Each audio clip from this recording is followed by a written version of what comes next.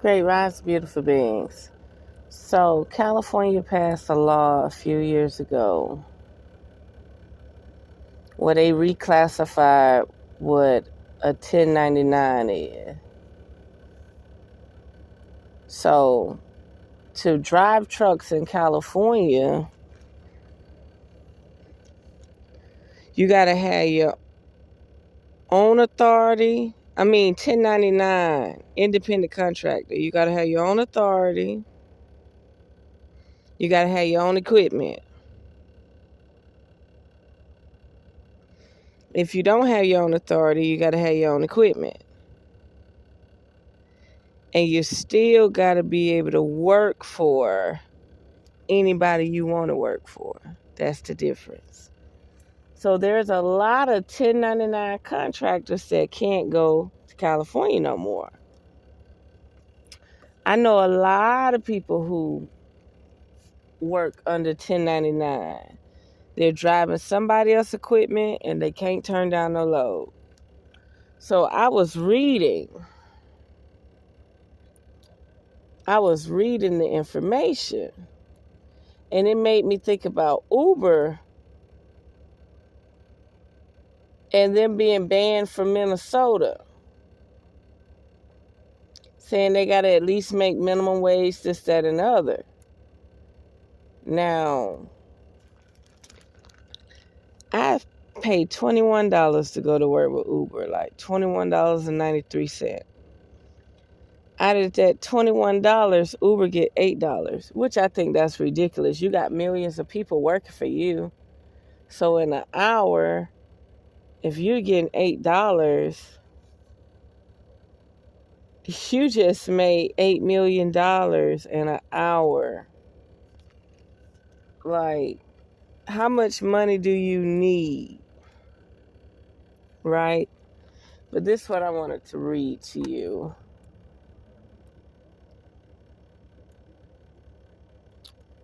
This is what I wanted to read to you. It says, the worker is free from the control and direction of hiring entity in connection with the performance of the work. So that means if I hire you to put a roof on and I give you a deadline, I don't tell you when and how to go to work. I don't say you have to come to work Monday through Friday, 8 hours a day. That's not a contractor. So all these people out here getting paid on 1099 contracts are really employees. A 1099 contractor is free to go and come as they please. They could go work for anybody. But all these people that are being paid under 1099, they're not able to go and come as they please. They don't have their own equipment. And they work on the schedule of the job. So the government is changing that. I'm not saying I can condone to it or not. I've always worked under W-2s. I've tried Uber every now and then, but other than that, other than my own business, I've never driven a truck under 1099 that I can recall. The worker performs work that is outside the usual course of hire entity's business. So that means you got a call center where people come in and use the computers and the phones for calls, right? A 1099 contract person would be a networker wiring up more computers, fixing the issue with the phone lines, fixing the issue with the database and the computers, fixing problems with their intranet versus their internet, creating controls where certain people can access certain things. Those are contractors. Fixing a leaky roof, a toilet, those are contractors. Okay? So what they're saying is, if I'm sending you around to sell jewelry or market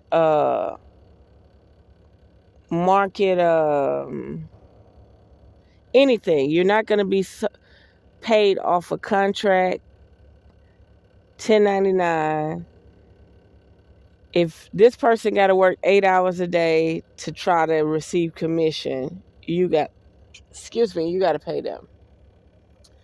The worker is engaged in an independently established trade.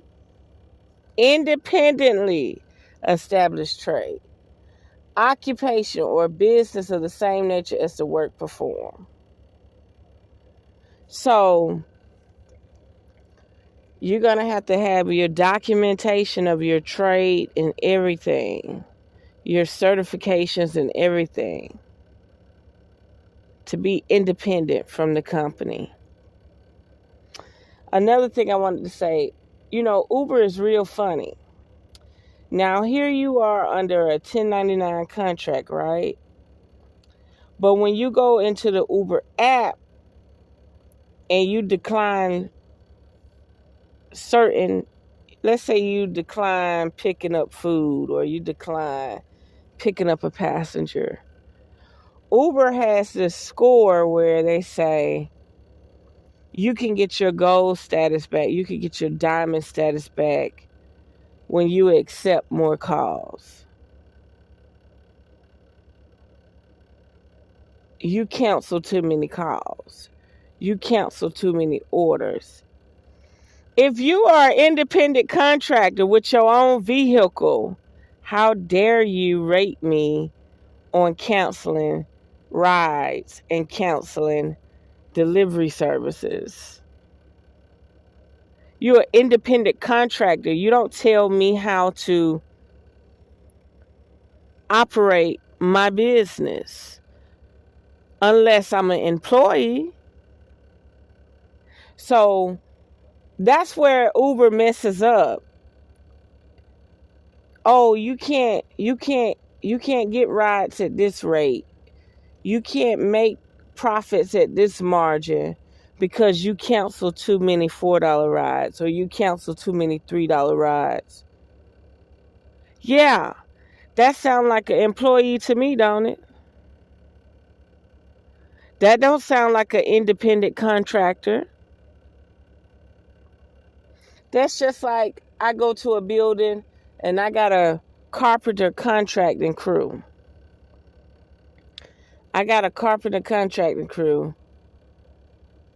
And we do all the jobs that are like 10,000 or more.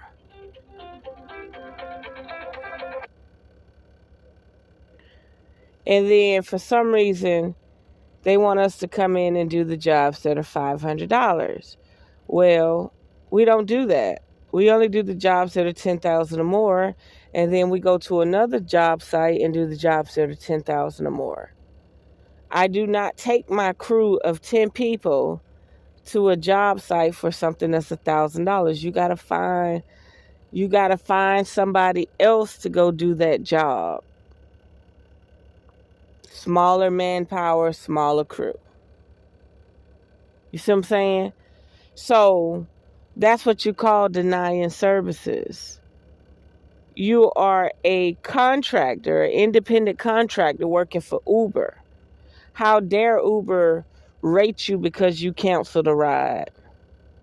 How dare Uber rate you because you didn't deliver that chicken for $2? You're an independent contractor. You got to make sure that you can pay for your equipment, your fuel, your insurance. You see what I'm saying? So, if you are an independent contractor and you're using the equipment of the business you're working for, and you work for no other business, got nothing coming. You are an employee.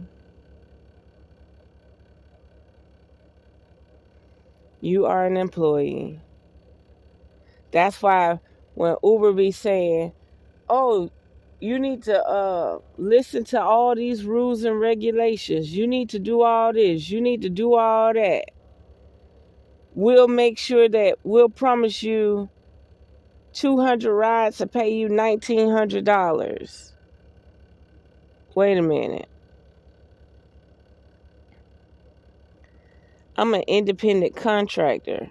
So why are y'all fluctuating my rates? That's right. Uber say you can make up to $25 an hour. Wait a minute. Why are you fluctuating my rates? Why is it that the ride that went 7 miles paying more money than the ride that was 16 miles? Because Uber has a cap at $25 to $30 an hour. That's not an independent contractor. That's somebody who's treating you like an employee. And again, you know you're being treated like an employee. They don't want you to turn down rides. They penalize you for turning down rides. How you going to penalize an independent contractor from turning down something?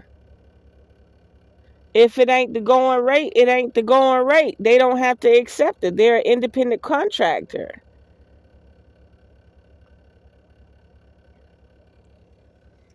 So yeah, California does not let's say I work for a trucking company and they're paying me $10.99.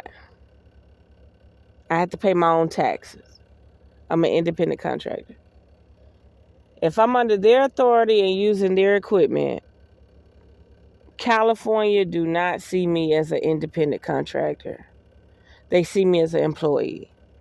So driving in their state is illegal as an independent contractor because I'm not using my own equipment and I'm under somebody else's authority.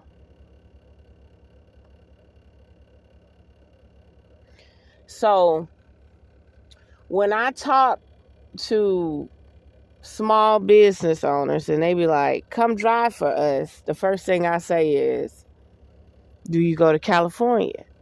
And they say, yes, we go to California. And then I say, am I going to be on 1099? They say, yes, you're going to be on 1099. Well, that's the first two rules. Under their authority, using their equipment, you are a employee in California. Now, how are you going to prove it? I guess when the DOT officer pull you over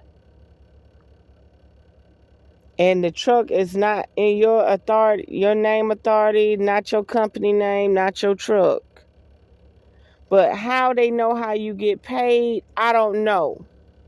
I'm sure you don't have to show them proof of how you get paid. But how they'll figure it out, I don't know. So yeah.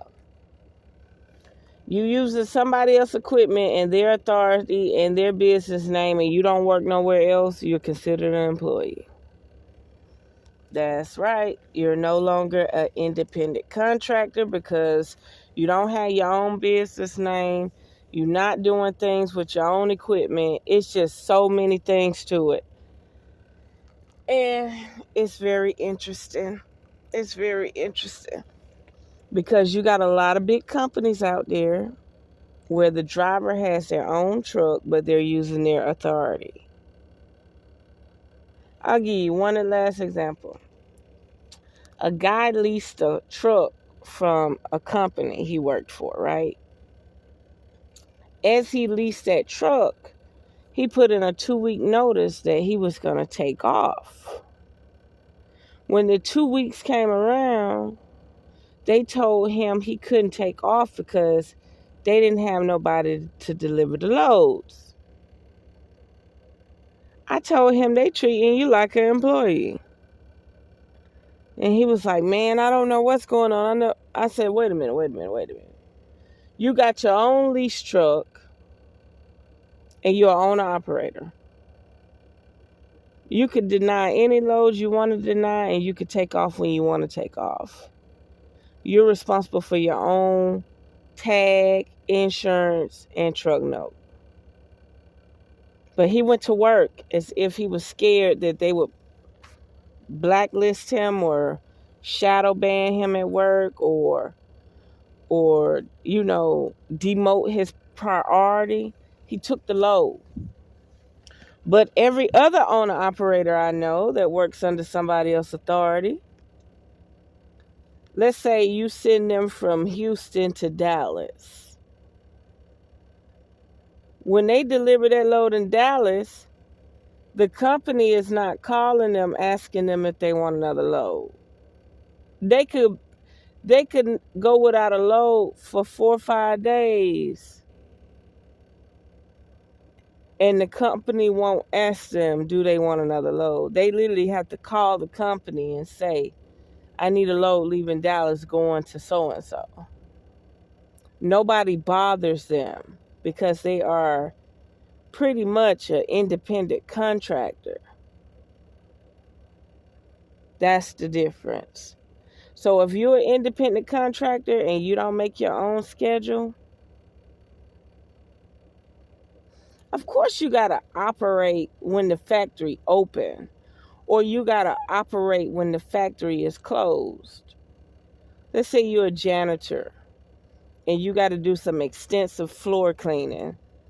You're not going to do that while the employees are there, right? You're going to do it while it's closed. And vice versa. If the security shuts down a facility, that means you got to come in to work and come in and work, not to work, and work and do your independent contracting job while the place is in business. You know what I mean? That's like a call center. They close at 9. And if you're doing networking work, you're not going to be there at the 9 because the place is closed. So, yeah. If you're not on your own schedule, if you can't turn down work, if you can't turn down loads, you're not an independent contractor, period. And maybe that'll benefit you in the long run to protect you. Now, this is going to hurt a lot of people because there's a lot of people out there that want to file their own taxes. They don't want taxes automatically taken out of their check. So this is going to be very, very interesting. There we have it. Unearth the magic. The truth will definitely set you free.